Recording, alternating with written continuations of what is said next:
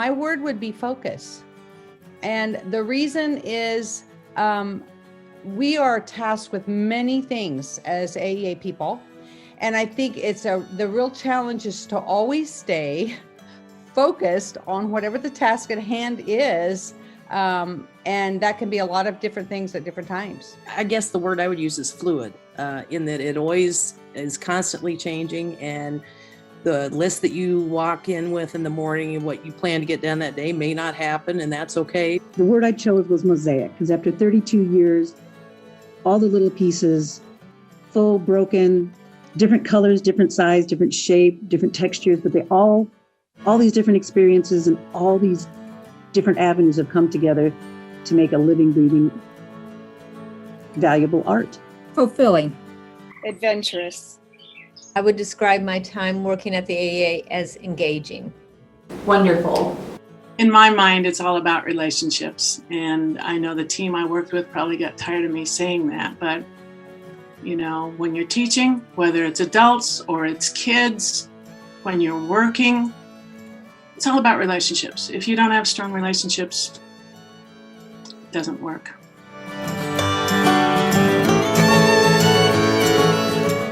I think what I'm going to miss the most are the people. And by that, I mean the relationships. I kind of smile to myself because those come in all forms, shapes, sizes. But I have thoroughly enjoyed the colleagues I've had the honor to work with at the AEA in literacy, across instructional services, with special education. I love the regional model now that I get to work with those people and have those relationships to problem solve in buildings and districts. And in the districts themselves, the people, the teachers, the kids, the administrators, you know, just the whole ball of wax has been delightful, and I've loved all of it. I think one of the biggest benefits of working for the AEA, at least in my position, is that I do get a chance to work collaboratively with so many other people, both within the AEA and all different roles. And I've also really enjoyed being able to work with other folks in my same job specialty in the other AEAs around the state, because sometimes there's benefits to that. If we need to know it in Southeast Iowa, a lot of times people in North Central Iowa have the same needs, or whatever corner of the state. So, and you get to meet a lot of new people that way, and that's been very enjoyable. I think it's the fact that the AEA let me work in environments that were very conducive to my talents and to my passions. So I'm going to miss the children a lot. But I've also made some dear friends and had some great relationships. And I'm really, that I will also miss and I hold very dear in my heart. I'm going to really miss the opportunity to work on a day-to-day basis with educated individuals, especially educated women who are innovative thinkers and who have just enriched my life both professionally and personally. People, the tech team, just the learning experience. The first meeting I ever went to at the AEA, we sat around and they were talking about what they were learning, and that was just awesome to me.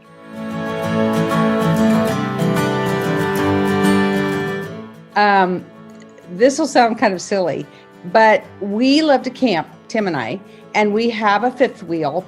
So I'm wanting to learn how to park, back up, maneuver our fifth wheel. That's one of my biggies. The second to that would be just, I want to spend more time with my grandchildren and my great-grandchildren. I'm really looking forward to that too. To join Joe in the bonus time with our local grandchildren, Mason, Ronan, and Diana. I hope to clean out our house and make room on shelves so when I buy new stuff, I can put it in. And then I'm really interested in doing work with hospice and CASA advocacy for children. So I'll be looking into those organizations as well. We have a new to us Australian cattle dog, and I want to use my behavior knowledge and behavior skills to shape her behavior.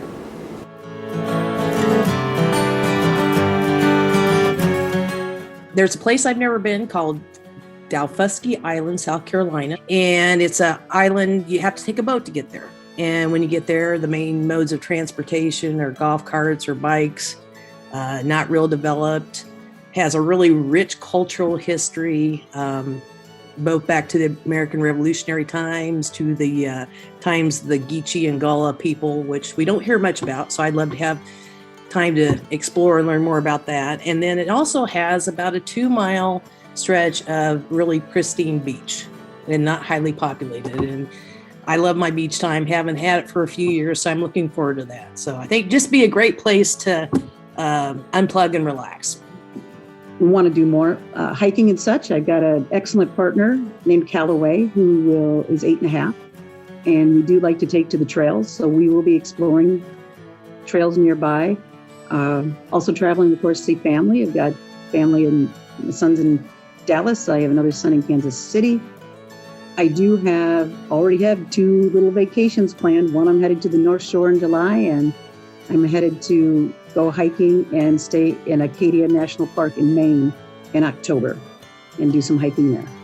To Albuquerque, New Mexico to visit our new granddaughter, Sylvia. I am headed to Uganda, so that's exciting. But my dream, my bucket list, there's one place that I haven't been that I want to go, and that's Australia.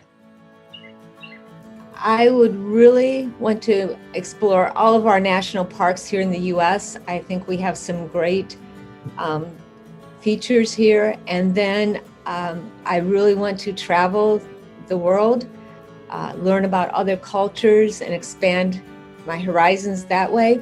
I've taken a bike and barge tour from Bruges to the Netherlands, and I would really enjoy, they have those that go through all of Europe and Asia, and I would go with that company again in a heartbeat. So once COVID ends, I'll be getting on my bike and riding, expect pictures from all around the world. I'd like to go to Alaska, maybe with my family.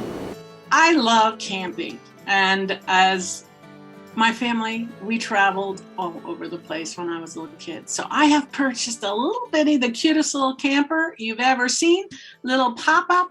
It's got a real bed in it. It's got air conditioning and a heater. And my answer would be any scenic spot with a stack of books.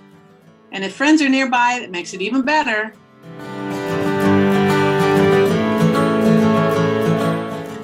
I really think that we have to always keep in mind, this is kind of my advice, friends.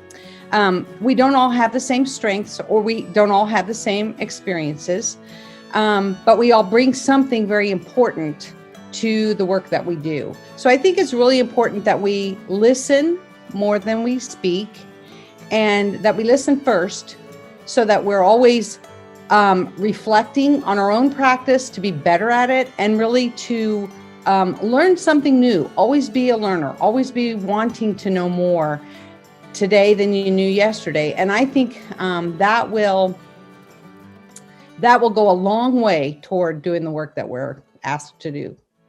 For me, it was kind of a short but intense ride. So I encourage you to enjoy it while it lasts, take it all in.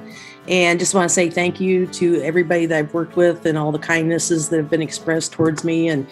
And I wish everybody and the agency great success going forward. I do believe that the days are long and the years are short.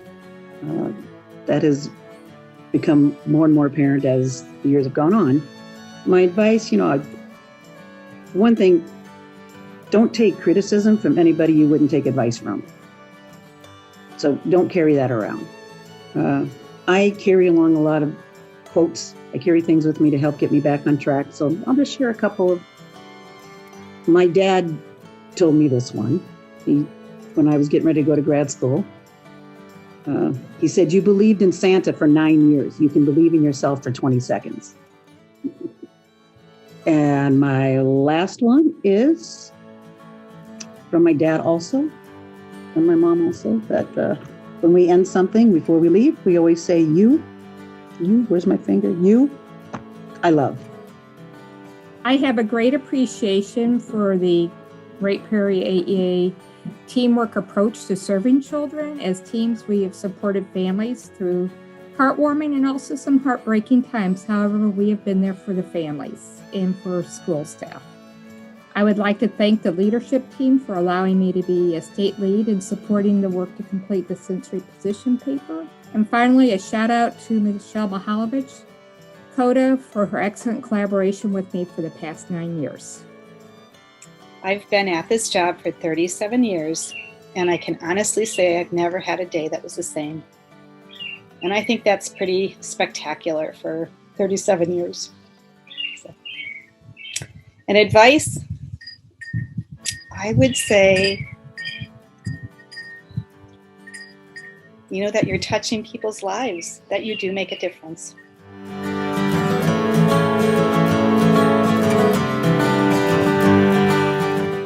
I've learned to, it's called the 5x5, but if in 5 years what you're stressing about won't make a difference, don't give it more than 5 minutes time.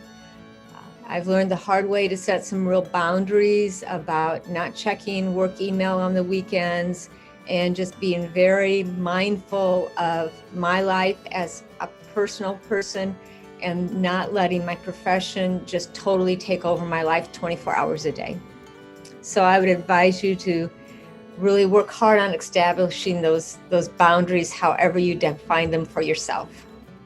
I'm grateful for the many lessons that I've learned over the past 19 years and all the wonderful people that I have worked with. And my hope for my colleagues is to remain open and non-judgmental and compassionate. And we have the opportunity to learn something new every day and keep a sense of humor. My advice would be, don't forget who we serve. Again, it's ultimately about the students. Even if you're working with teachers, the teachers impact their students. So my advice would be, remember who you serve, and listen more than you talk. I think sometimes we're just perceived as the answer people. We come in telling people what to do. Anyway, in my role, I know we have such diverse roles, but we kind of lose some credibility when we don't listen. So I think it's very important to be a listener. I like the phrase to be a thought partner. And I know we're not always perceived. Sometimes they just want answers, but we need to listen more. And ultimately, remember the students. That's what it's all about. That's my advice to you.